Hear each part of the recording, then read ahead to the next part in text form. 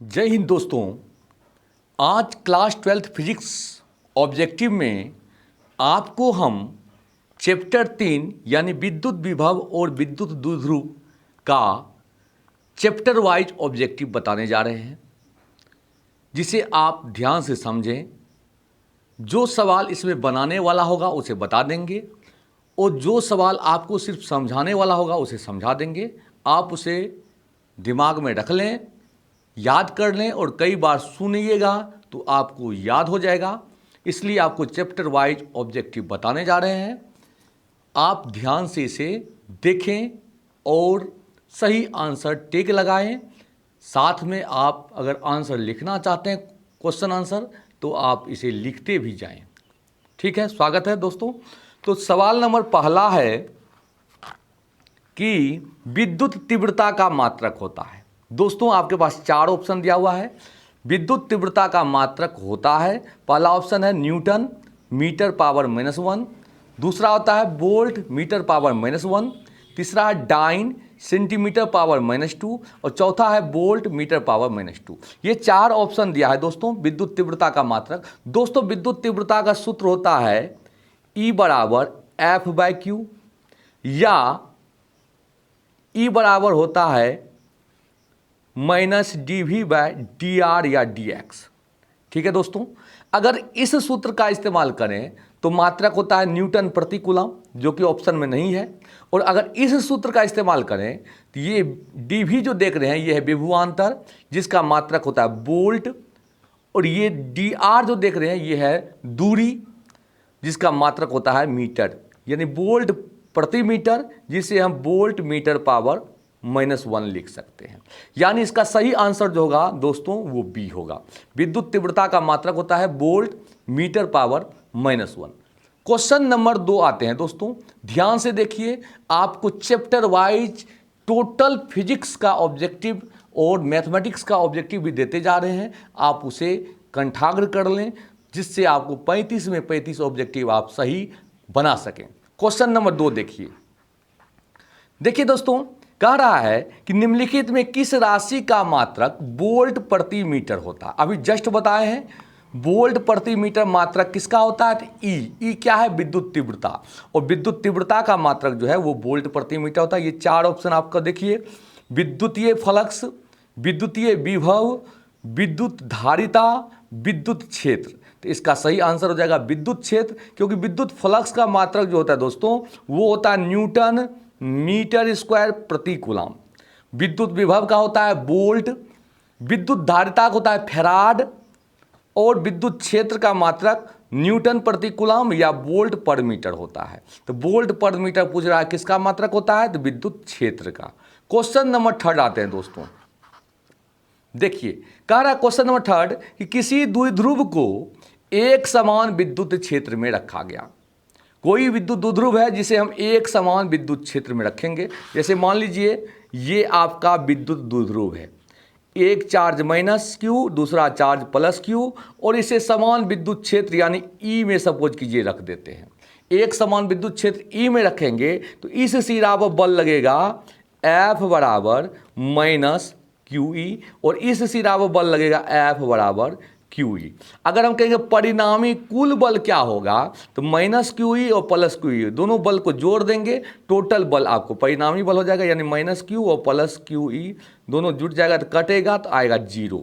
यानी अगर विद्युत पढ़ लेते हैं, किसी द्विध्रुव को एक समान विद्युत क्षेत्र में अगर रखेंगे तो उस पर परिणामी विद्युत बल जो होगा हमेशा शून्य होगा। क्यों होगा, क्योंकि आपको दिखा चुके हैं कि एक सिरा पर बल लगेगा -QE, दूसरा सिरा पर बल लगेगा +QE, जिसका कुल परिणामी बल जो होगा -QE +QE दोनों को जोड़िए, कुल परिणामी बल क्या होता है 0। इसलिए हमेशा किसी भी विद्युत द्विध्रुव को अगर समरूप विद्युत क्षेत्र में रखते हैं तो उस पर परिणामी बल क्या होगा, 0 होगा।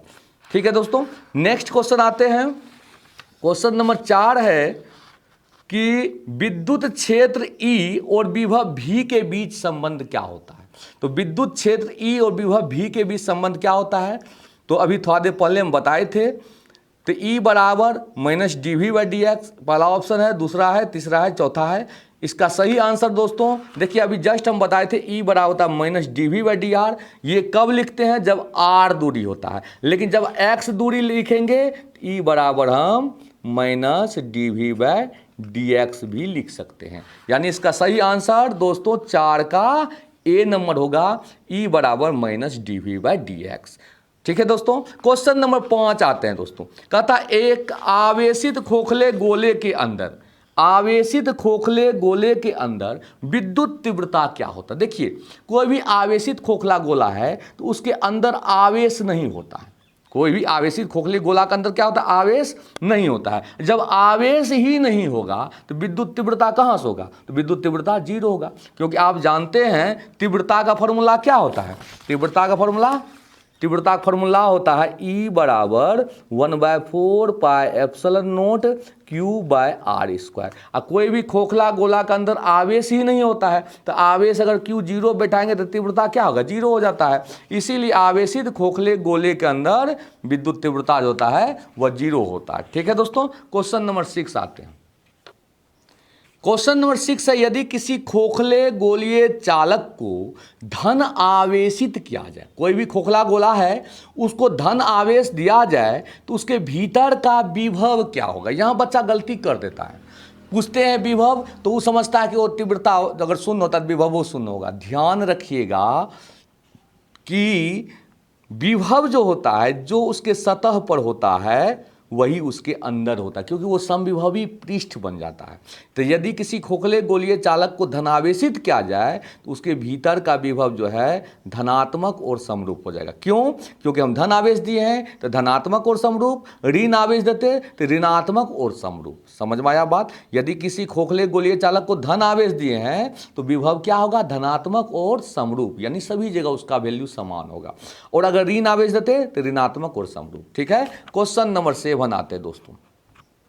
आवेशित खोखले गोलाकार चालक के केंद्र पर, आवेशित खोखले गोलाकार चालक के केंद्र पर, तो देखिए चालक के केंद्र पर जो होता है क्या होता है? पहला ऑप्शन है विद्युत क्षेत्र विभव दोनों शून्य होता है, दूसरा है विभव शून्य होता है विद्युत क्षेत्र नहीं, तीसरा है विद्युत क्षेत्र शून्य होता है विभव नहीं, चौथा है दोनों ही अनंत होता है। तो दोस्तों आप लोग को बता देना चाहते हैं कि कोई भी आवेशित खोखले गोला के अंदर विद्युत तीव्रता सदैव शून्य होता है, यानी विद्युत क्षेत्र सदैव शून्य होता है, लेकिन विभव शून्य नहीं होता है, विभव समान और समरूप होता है। यानी जो उसके पृष्ठ पर विभव होता है वही उसके केंद्र पर भी विभव होता है, क्योंकि वह समविभवी पृष्ठ जैसा व्यवहार करता है।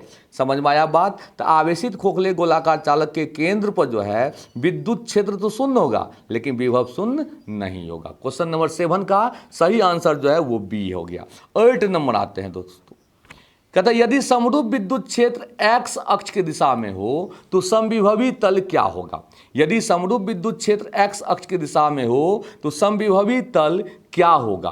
तो दोस्तों यदि समरूप विद्युत क्षेत्र x अक्ष की दिशा में है तो समविभवी तल yz होगा। x है तो yz, y रहता y अक्ष की दिशा में तो y रहता तो xz हो जाता, अगर z अक्ष की दिशा में रहता तो xy हो जाता। समझे बात? तो यदि समरूप विद्युत क्षेत्र x अक्ष की दिशा में है तो समविभवी तल क्या हो जाएगा? yz। ठीक है, 9वां नंबर आते हैं दोस्तों। कहता है 2 कूलम आवेश को एक बिंदु से दूसरे बिंदु तक ले जाने में 20 जूल कार्य करना पड़ता है, 20 जूल कार्य की आवश्यकता होती है। इन दोनों बिंदुओं के बीच विभवांतर क्या होगा? आवेश दोस्तों है कितना? 2 कूलम, कार्य कितना होता है? 20 जूल, और हमको निकालना है इनके बीच विभवांतर, और V बराबर आप लोग जानते हैं W/Q होता है। V बराबर क्या होता है? W/Q। W है किया गया कार्य, तो कार्य कितना है? 20 और आवेश क्या? 2, तो 20 में 2 से भागा दीजिए तो आ जाएगा आपको 10 वोल्ट। ठीक है, 2 कूलम आवेश को एक बिंदु से दूसरे बिंदु तक ले जाएंगे, अगर 20 जूल कार्य होगा तो विभवांतर कितना हो जाएगा? 10 वोल्ट। तो इसका सही आंसर ए हो जाएगा। क्वेश्चन नंबर 10 आते हैं। क्वेश्चन नंबर 10 है एक बिंदु आवेश कैपिटल Q से R दूरी पर विद्युत विभव का मान होता है। दोस्तों एक बिंदु आवेश कैपिटल Q से R दूरी पर विद्युत विभव का मान क्या होता है? दोस्तों विभव का सूत्र जो होता है V बराबर 1/4 पाई एप्सिलॉन नोट, और आवेश कितना है दोस्तों, तो कैपिटल क्यू, दूरी कितना है R, तो इसका फॉर्मूला हो जाएगा 1/4 pi epsilon naught capital q by R हो जाएगा। अगर आप 1/4 pi epsilon naught capital q by R लिखते हैं तो ये विभव का फॉर्मूला आता है। यही तीव्रता पूछता तो E बराबर हो जाता 1/4 pi epsilon naught capital q by R square. ठीक है दोस्तों, तो यहाँ पर हमको पूछा क्या है, विद्युत विभव का मान क्या होगा, तो 1/4 pi epsilon naught capital q by R होगा। 11 नंबर क्वेश्चन आते हैं दोस्तों। किसी विद्युत द्विध्रुव के कारण किसी बिंदु r थीटा, यानी r थीटा हो गया किसी भी स्थिति, विद्युत द्विध्रुव के कारण किसी बिंदु r थीटा पर विभव जिस व्यंजक से दिया जाता है वह है। तो आप जानते हैं कि किसी भी स्थिति में विभव का फॉर्मूला क्या होता है। आपके पास 4 ऑप्शन दिया हुआ है दोस्तों।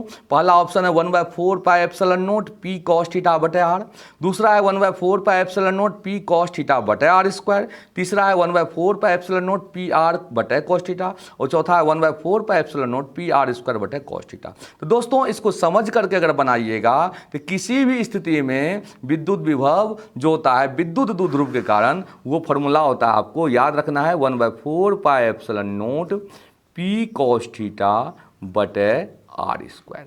1/4 pi epsilon naught P cos theta बटे R स्क्वायर जो है, ये आपको विद्युत द्विध्रुव के कारण किसी भी स्थिति में यानी किसी भी बिंदु पर उत्पन्न आपको विभव का मान होता है। तो यहाँ विभव का मान पूछ रहा है, तो ये फॉर्मूला आ जाएगा 1/4 pi epsilon naught P cos theta बटे R स्क्वायर। इसका सही आंसर बी हो जाएगा। 12 नंबर आते हैं दोस्तों। दो प्लेट के बीच विभवांतर है 10 का पावर 5 वोल्ट और उनके बीच की दूरी है 4 गुना 10 के पावर -3 मीटर। तो इन प्लेट के बीच स्थित एक इलेक्ट्रॉन पर बल कितना लगेगा। देखिए विभवांतर भी दिया हुआ है, दूरी दिया हुआ है, तो भी विभवांतर दूरी दिया है, तीव्रता पहले निकाल लेते हैं और तब जा करके इलेक्ट्रॉन के आवेश पर कितना बल लग रहा है वो हम निकाल सकते हैं। तो पहले आपको विभवांतर कितना दिया है, तो भी दिया है 10 के पावर 5 वोल्ट, और देखिए क्या दिया हुआ है, उनके बीच की दूरी है 4 गुना 10 का पावर -3, तो दूरी है 4 गुना 10 का पावर -3 मीटर। विभवांतर और दूरी दिया है, तो तीव्रता आप आसानी से निकाल सकते हैं। E बराबर V बटे R, E बराबर V बटे R होता है। V का मान है 10 का पावर 5 वोल्ट बटे R का मान है 4 गुना 10 का पावर -3। ठीक है, इसको फ्रेश से लिखेंगे तो आप ऐसे लिख सकते हैं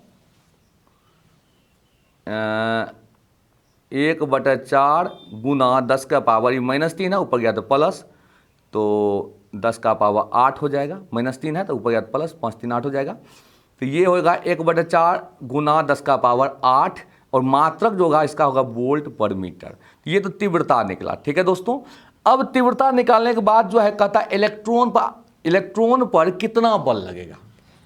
तो इलेक्ट्रॉन पर आवेश होता है 1.6 गुना 10 का पावर -19 कूलम। इलेक्ट्रॉन पर आवेश यही नहीं होता है। अब बल कितना लगेगा, तो आप जानते हैं F बराबर क्या होता है, QE। तो Q का मान ये है 1.6 गुना 10 के पावर -19, और E का मान 1/4 गुना 10 का पावर 8। काट दीजिए, 4 चौका 16, 0.4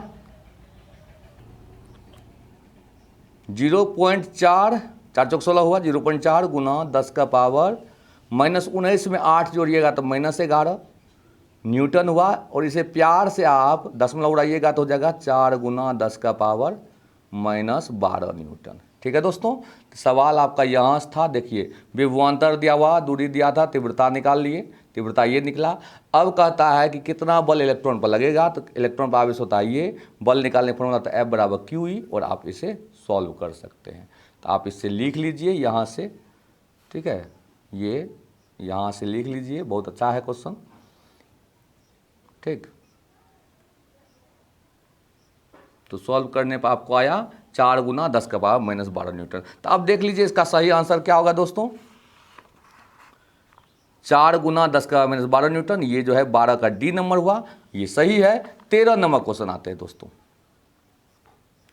13 नंबर क्वेश्चन है, यदि दो सुचालक गोले अलग अलग आवेशित करने के बाद परस्पर जोड़ दिया जाए, यदि दो सुचालक गोला अलग अलग आवेशित करने के बाद परस्पर जोड़ दिया जाए तो क्या होगा, तो पहला ऑप्शन है दोनों गोले का ऊर्जा संरक्षित रहेगा, दूसरा है दोनों का आवेश संरक्षित रहेगा, तीसरा कहता ऊर्जा एवं आवेश दोनों संरक्षित रहेगा, और चौथा इनमें से कोई नहीं।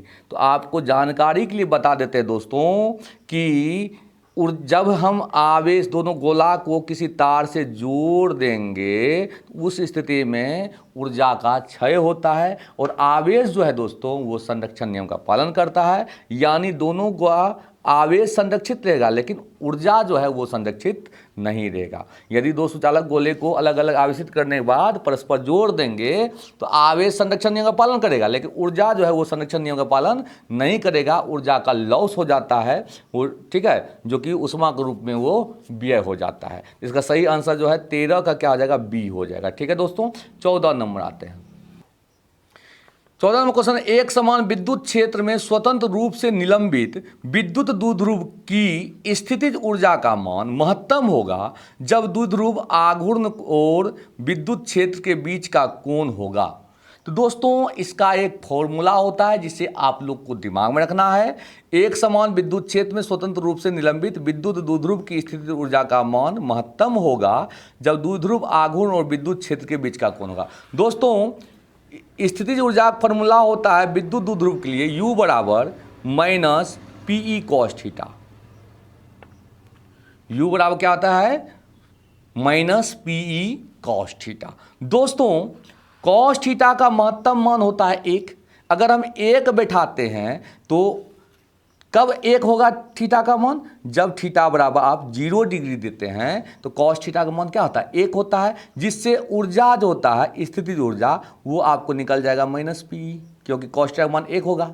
थीटा का मान अगर 0 देंगे तो कॉस 0 का मान क्या होता है, 1 गुना माइनस पी क्या हुआ, माइनस पी, जो कि सबसे कम होगा। अगर कहेगा स्थितिज ऊर्जा का न्यूनतम मान क्या होता है तो कह दीजिएगा माइनस पी। कहेगा कितने डिग्री कोण पर होता है तो 0 डिग्री कोण पर। अब यही बात अगर पूछ देगा कि कितने डिग्री कोण पर स्थितिज ऊर्जा का मान महत्तम होता है तो दोस्तों कॉस थीटा का न्यूनतम मान होता है -1, और -1 होता है 180 डिग्री पर। अगर थीटा का मान पाई यानी 180 डिग्री रखते हैं तो U बराबर क्या होगा, माइनस पीई, U बराबर क्या होगा, minus p E cos pi. Cos 180 का मान क्या होता है दोस्तों, तो -1, यानी माइनस पीई को -1 से गुना कीजिए, आएगा रिजल्ट पीई। तो देखिए स्थितिज ऊर्जा का मान महत्तम हुआ पीई, न्यूनतम हुआ माइनस पीई। तो अब देखिए कितने डिग्री कोण पर स्थितिज ऊर्जा महत्तम होता है, तो पाई पर यानी 180 डिग्री पर। और कितने पर न्यूनतम होता है, तो 0 पर। तो यहाँ पर क्वेश्चन आप पढ़ते हैं कि जब कहता है एक समान विद्युत क्षेत्र में स्वतंत्र रूप से निलंबित विद्युत द्विध्रुव की स्थितिज ऊर्जा का मान महत्तम होगा जब द्विध्रुव आघूर्ण और विद्युत क्षेत्र के बीच का कोण होगा। तो दोस्तों द्विध्रुव आघूर्ण हुआ P, विद्युत क्षेत्र हुआ E, दोनों के बीच का कोण कितना रहेगा कि महत्तम होगा, तो आप देखते हैं पाई, यानी पाई जो है रेडियन में होता है, इसका मान होता है 180 डिग्री। ठीक है, डिग्री में होता है 180 डिग्री और रेडियन होता है पाई। तो इसका सही आंसर क्या हो जाएगा दोस्तों, इसका सही आंसर हो जाएगा पाई रेडियन। अगर पाई कोण होगा विद्युत द्विध्रुव आघूर्ण और विद्युत क्षेत्र के बीच तो स्थितिज ऊर्जा का मान महत्तम होगा। दिमाग में रखिएगा, इंपॉर्टेंट क्वेश्चन है। ठीक है, अब आते हैं 15 नंबर क्वेश्चन। अच्छा क्वेश्चन है ये भी, और कई बार एग्जाम में पूछा भी है। वेक्टर P आघूर्ण वाला एक विद्युत द्विध्रुव वेक्टर E तीव्रता वाले विद्युत क्षेत्र में रखा गया, तो उस पर लगने वाला बल आघूर्ण क्या होगा। ये बहुत बार एग्जाम में पूछा है दोस्तों, दिमाग में रखना है। ये क्वेश्चन भी एग्जाम में पूछा है, जिसे आपको समझा दिए कि स्थितिज ऊर्जा का मान महत्तम कब होगा, जब थीटा का मान पाई होगा, और थीटा का मान पाई होगा तो कॉस 180 का मान -1 होता है, जिससे स्थितिज ऊर्जा का मान आपको पीई आ गया। ठीक है, और स्थितिज ऊर्जा का न्यूनतम मान जो है वो 0 डिग्री होता है।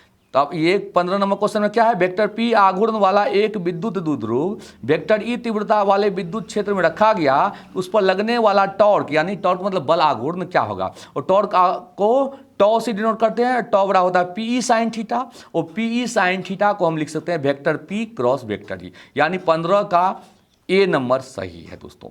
टॉ का फॉर्मूला क्या होता है, पीई साइन थीटा।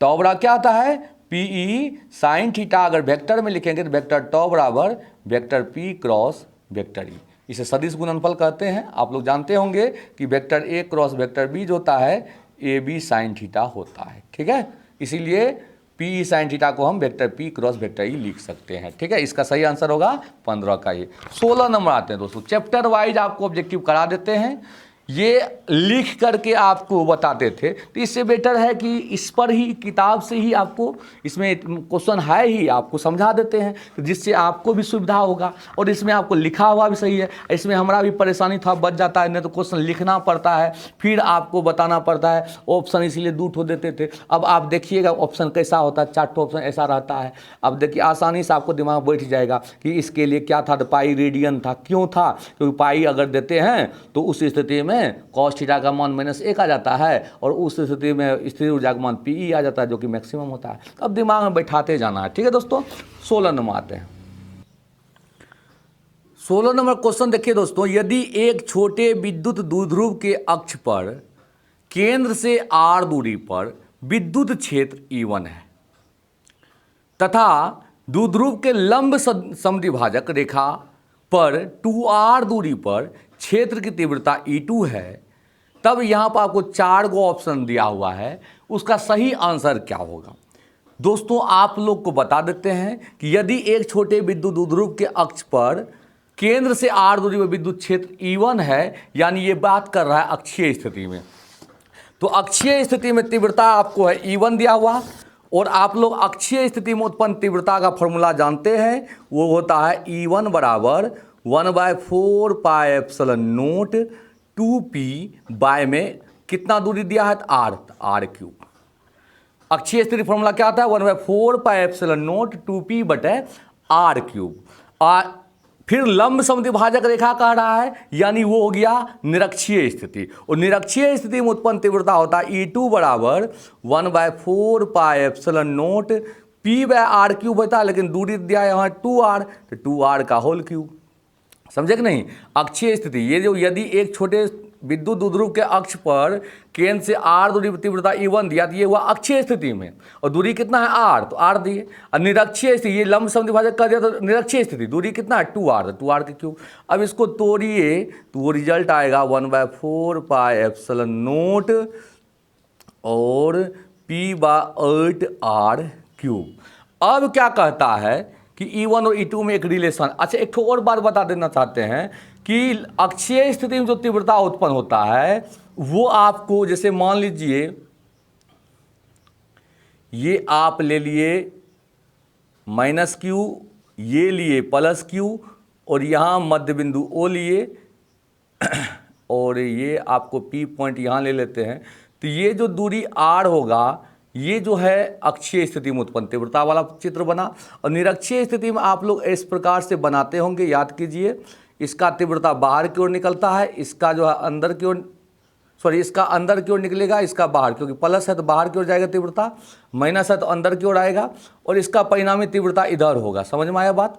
तो अक्षीय स्थिति में उत्पन्न तीव्रता का ठीक अपोजिट होता है निरक्षीय स्थिति में उत्पन्न तीव्रता। ये दिमाग में रखना पड़ेगा कि अक्षीय स्थिति तीव्रता अगर दाहिना साइड उत्पन्न होता है तो निरक्षीय स्थिति तीव्रता बायां साइड उत्पन्न होगा, ठीक है।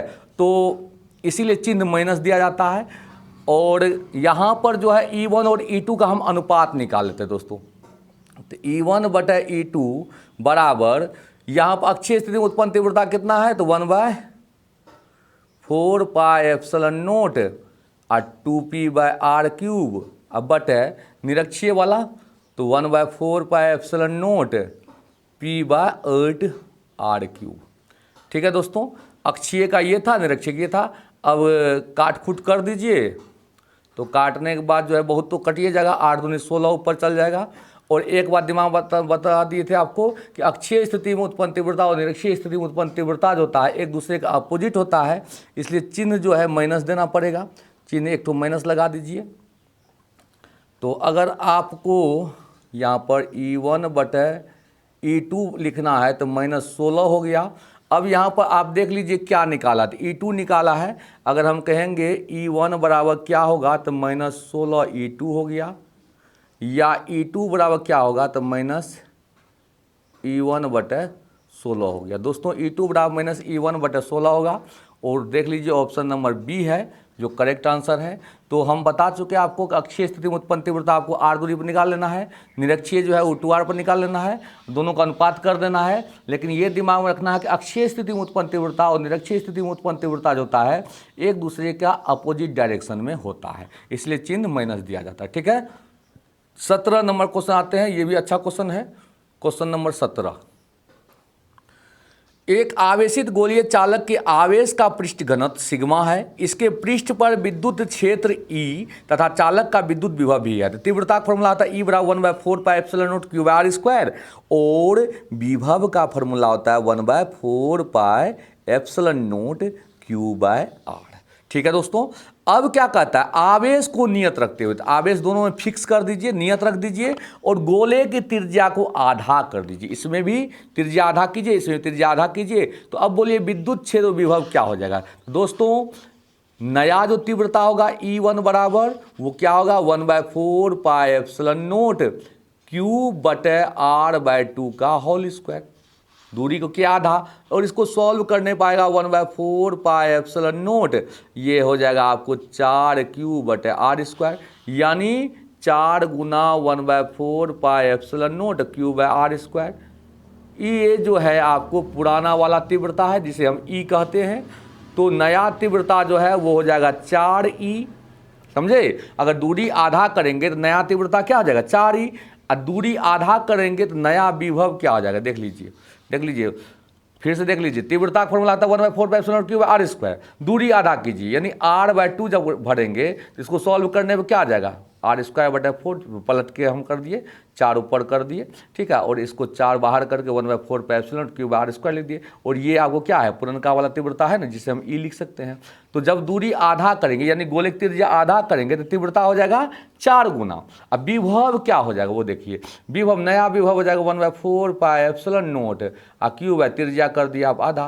तो ये देखिए V1 बराबर 2 गुना 1/4 pi epsilon naught q by r, ये आपको जो है पहले वाला विभव है, यानी विभव हो जाएगा 2 गुना, विभव हो जाएगा 2 गुना, और विद्युत तीव्रता हो जाएगा 4 गुना, यानी इसका सही आंसर 4E और 2V होगा। देख लीजिए 4E और 2V, यानी 17 का A नंबर सही आंसर है। समझ में आया कि नहीं आया, फिर से समझा देते हैं। क्या होता है, एक आवेशित गोलीय चालक के आवेश का पृष्ठ घनत्व सिग्मा है, सिग्मा पृष्ठ घनत्व है, इसके पृष्ठ पर विद्युत क्षेत्र E तथा चालक का विद्युत विभव भी है। ठीक है, आवेश को नियत रखते हुए, आवेश को कांस्टेंट कर दिए, आवेश को नियत रखते हुए गोले की त्रिज्या आधा कर देते हैं। तो अब देखिए आवेश जब नियत था तो त्रिज्या r था, तो तीव्रता E और विभव भी निकला, ये हुआ। अब आवेश जब आधा की तीव्रता क्या हो गया 4E, और विभव क्या हो गया 2V। आधा करेंगे ना तो पलटी मार देगा, कैलकुलेशन तो आप लोगों को करने भी करता है। तो तीव्रता होगा 4E, अब विभव हो गया 2V। तो देख लीजिए इसका सही आंसर A नंबर हुआ। 18 नंबर देखिए, ये भी क्वेश्चन सुपर टॉप है, क्वेश्चन है 18 नंबर। देखिए कहता है एक आवेशित गोलीय चालक, ध्यान समझना, एक आवेशित गोलीय चालक के आवेश का पृष्ठ घनत्व सिग्मा है, और इसके पृष्ठ पर विद्युत क्षेत्र जो है वो E है, तथा चालक का विद्युत विभव जो है वो भी है। देखिए किसी भी चालक के लिए जो आप जानते हैं E बराबर होता है सिग्मा बटे एप्सिलॉन नोट। इसमें कह रहा है पृष्ठ घनत्व नियत रखते हुए, उसमें आवेश नियत था, इसमें पृष्ठ घनत्व नियत रखते हुए, तो सिग्मा फिक्स कर दिए, पृष्ठ घनत्व नियत है तो तीव्रता क्या हो जाएगा E हो जाएगा। ठीक है, अब देखिए अब विभव क्या हो जाएगा, पृष्ठ घनत्व अगर नियत रखेंगे तो विभव भी क्या हो जाएगा, तो आप जानते हैं V बराबर होता है E by r, sorry V बराबर होता है ER, V बराबर क्या होता है ER, तीव्रता को दूरी से गुना करने विभव होता है। ठीक है, या V बराबर सिग्मा बटे एप्सिलॉन नोट R। तो ये उस स्थिति में है जब आपका गोला की त्रिज्या R है और सरफेस चार्ज डेंसिटी सिग्मा है, तो तीव्रता हो गया सिग्मा बटे एप्सिलॉन नोट, अब विभव हो गया सिग्मा बटे एप्सिलॉन नोट गुना R, यानी तीव्रता को त्रिज्या से गुना कर दीजिए तो विभव हो जाएगा। तो ये तो आपको पहले वाला कहानी है। अब क्या कहता है कि यदि आवेश के पृष्ठ घनत्व नियत रखते गोले की त्रिज्या आधा कर दिया जाए। अभी देखिए त्रिज्या आधा करेंगे तो विद्युत क्षेत्र विभव का मान क्या होगा। दोस्तों इसमें त्रिज्या तो कोई काम नहीं है, त्रिज्या आधा कीजिए कि चौथाई कीजिए कोई फर्क इससे पड़ने वाला नहीं है। तो त्रिज्या आधा करने पर यानी त्रिज्या आधी करने पर तीव्रता में क्या चेंज होता है, कोई चेंज नहीं, तीव्रता तो ये रहेगा क्योंकि इसमें तो आर है ही नहीं। लेकिन विभव क्या हो जाएगा, देखो विभव V1 बराबर नया विभव कर दिए, त्रिज्या इसमें आधा करेंगे तो सिग्मा बटे एप्सिलॉन नोट इंटू त्रिज्या आधा के R/2। ठीक है, अब देखिए ये इतना ठो तो आपको V है, ये पूरा हट के V हुआ तो V1 हो गया V/2। यानी जब त्रिज्या आधा करेंगे तीव्रता तो वही रहेगा, क्यों, क्योंकि तीव्रता में आपको त्रिज्या कहीं काम नहीं है, क्योंकि सिग्मा जो है कांस्टेंट है। ये सिग्मा कांस्टेंट रहता तो चेंज हो जाता, लेकिन सिग्मा कांस्टेंट है, सरफेस डेंसिटी कांस्टेंट है, जिसका से तीव्रता चेंज नहीं हुआ, लेकिन विभव चेंज हो गया क्योंकि वो तीव्रता दूरी पर निर्भर किया। आप जानते हैं V बराबर होता है ER, ई का मान ये बिठाए, आर का मान दे दिए, तो ये तो पहले वाला विभव था। जब त्रिज्या हम आधा किए तो विभव भी आधा हो गया। इसका आंसर हो जाएगा तीव्रता तो E होगा लेकिन विभव V/2 होगा। ठीक है, इसका सही आंसर हो जाएगा तीव्रता तो E होगा, विभव V/2। देख लीजिए तीव्रता E और विभव V/2, इसका सही आंसर A होगा, 18 का A। अच्छा क्वेश्चन है, देख लीजिएगा और इसे 2-3 बार रिपीट कर देख लीजिएगा तो समझ में आ जाएगा। ठीक है, 19 नंबर आइए क्वेश्चन, कहता है विद्युत क्षेत्र में किसी विद्युत द्विध्रुव को घुमाने में किया गया कार्य होता है। तो विद्युत क्षेत्र में किसी विद्युत द्विध्रुव को घुमाने में किया गया कार्य, आपके पास 4 ऑप्शन दिया है। पहला ऑप्शन है W बराबर PE इंटू 1 - cos थीटा, दूसरा है W बराबर PE tan थीटा, तीसरा W बराबर PE cos sec थीटा और चौथा इनमें से कोई नहीं। तो दोस्तों इसका सही आंसर जो है वो A होगा, W बराबर PE इंटू 1 - cos थीटा। ठीक है दोस्तों, तो आज जो है चैप्टर 3 जो है वो कंप्लीट कर दिए हैं। चैप्टर 4 में कल आपका स्वागत है। आप लोग को एक तरफ से चैप्टर वाइज ऑब्जेक्टिव इसी प्रकार से बता देंगे ताकि आप लोग को चैप्टर समझने में आनंद आएगा।